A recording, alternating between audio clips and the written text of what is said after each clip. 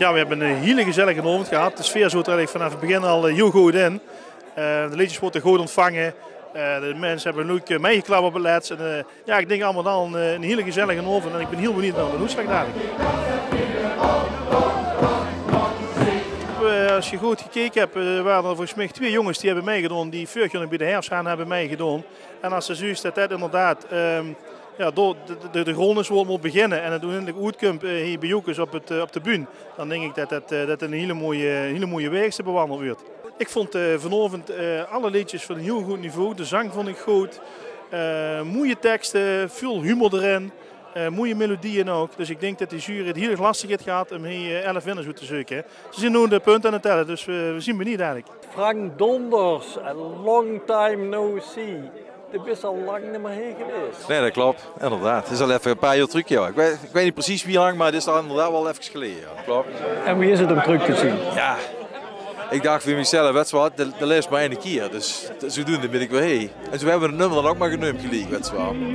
De les maar één keer. Ja, en is die tijd verdwenen. Deze tijd kunnen niet. En is het tof, hè?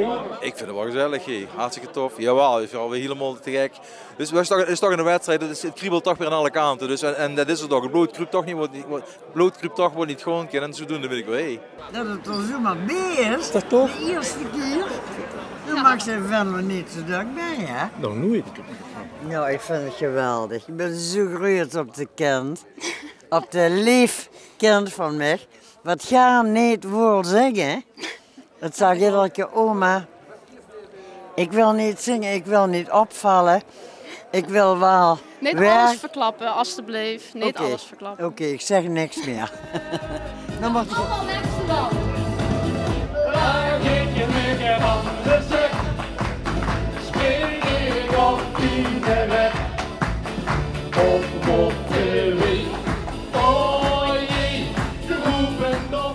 We hebben hier dus oma, kleindochter en pap. Ja. Ja. Wat vindt pap ervan dat de dochter gewoon hier op de bühne staat? Ik vind het geweldig. Ik ben sprakeloos. Ik heb het ooit geprobeerd, ik durf het echt niet meer. En dat uit vind ik geweldig. Dus blijven beschrijven.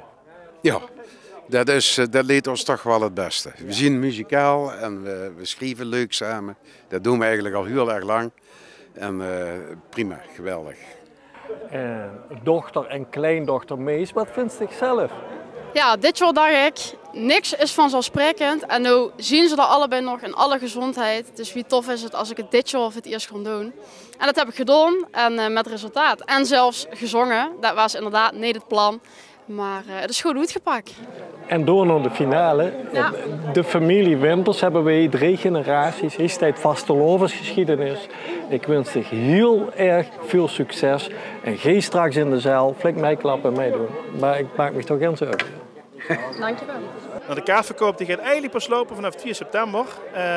Dus binnen vlot bij, want vorig jaar was het volgens mij binnen 1 of 2 dagen al helemaal uitverkocht. Maar het belooft ook dan weer een hele gezellige avond te weer op 4 oktober in de Maaspoort.